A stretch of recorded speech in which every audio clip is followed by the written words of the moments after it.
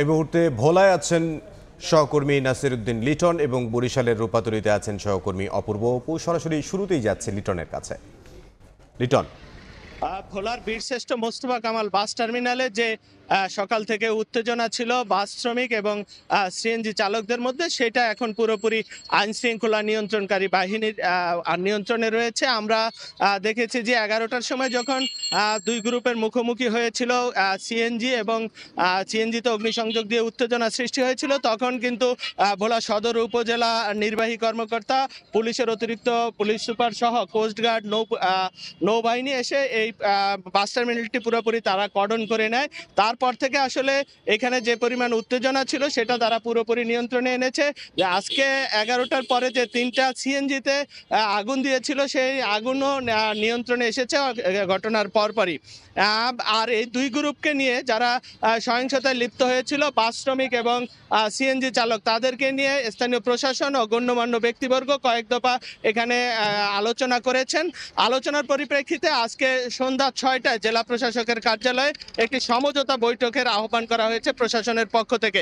সেই সমঝোতা বৈঠকে আসলে এই যেই পরিস্থিতি সৃষ্টি হয়েছে সেটার সমঝোতা আসবে বলে সব মহল থেকে প্রত্যাশা করা হয়েছে। আমি যদি একটু গতকাল সন্ধ্যার ঘটনাটা বলি, বীরশ্রেষ্ঠ মোস্তফা কামাল বাস টার্মিনালটি ভোলা বাস মালিক কর্তৃপক্ষ ইজারা নিয়ে এখানে তারা ডিপো হিসাবে ব্যবহার করছিলেন এবং এই ডিপোর মধ্যেই সিএনজি অটো চালকেরা একটি অংশ ব্যবহার করতো, যেটিকে বাস মালিক সমিতির বক্তব্য হচ্ছে যে তারা অবৈধভাবে ব্যবহার করছে। এই অবৈধ যান এবং স্থাপনা উচ্ছেদ করতে গেলেই গতকাল রাত 7:30টার দিকে দুই গ্রুপের মধ্যে সহিংসতার ঘটনা ঘটে। দুটি যাত্রীবাহী বাস গতকাল রাতে আগুন দিয়ে পুড়িয়ে দেওয়া হয়েছে, 5টি সিএনজি পুড়িয়ে দেওয়া হয়েছে। এখন পর্যন্ত আমাদের কাছে যে তথ্য রয়েছে দুই পক্ষের থেকে, সেই 8টি সিএনজি আগুনে পোড়ানো হয়েছে এবং দুটি বাস এবং বেশ কয়েকটি যাত্রীবাহী বাস ভাঙচুর হয়েছে, বেশ কয়েকটি সিএনজি ভাঙচুর হয়েছে। তো এই ভাঙচুর এবং হামলা নিয়ে দুই পক্ষেরই একে অপরকে দায়ী করে পাল্টাপাল্টি অভিযোগ রয়েছে।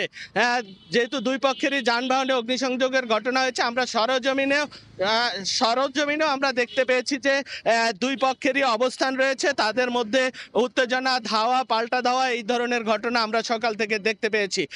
তো এখন যেহেতু আইন শৃঙ্খলা রক্ষা বাহিনীর নিয়ন্ত্রণে রয়েছে, এখানে কোনো সহিংসতা নাই, এখনকার পরিস্থিতি মোটামুটি আইন শৃঙ্খলা রক্ষা বাহিনীর নিয়ন্ত্রণে রয়েছে। তো এ ছিল আমার কাছে ভোলা বীরশ্রেষ্ঠ মোস্তফা কামাল বাস টার্মিনাল থেকে সর্বশেষ খবর। বরিশালে রয়েছেন আমার সহকর্মী অপূর্ব অপু, আমরা চলে যাচ্ছি অপুর কাছে। দ্বীপ জেলা ভোলার মতোই আজকে বুধবার সকাল 6টা থেকে বরিশালের রূপাতলী বাস টার্মিনাল থেকে কোনো ধরনের বাস চলাচল করছে না। এখানে দক্ষিণ পশ্চিমাঞ্চলের 15টি রুটে বাস চলাচল বন্ধ, কর্মবিরতি ডেকেছে এখানকার শ্রমিকরা।